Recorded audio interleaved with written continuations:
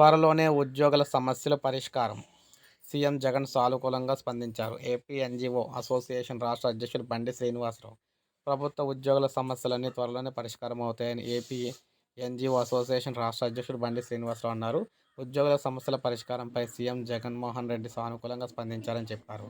So ఈయన AP NGO association నిర్మించిన complex భవనాన్ని అయితే ప్రారంభించారు. ఆ సందర్భంగా ఆయన మాట్లాడుతూ ఉద్యోగుల సమస్యలు జాయింట్ స్టాఫ్ కౌన్సిల్ మీటింగ్లో వివరించడంతో పాటు సీఎం వైఎస్ జగన్ గారికి దృష్టి కూడా తీసుకువెళ్ళామని చెప్పారు. ప్రభుత్వం సానుకూలంగా స్పందించి సమస్యలు పరిష్కరిస్తామని హామీ ఇచ్చిందని, అందువల్లే చలో విజయవాడకు అయితే వాయిదా వేశామని చెప్పేసి అన్నారన్నమాట.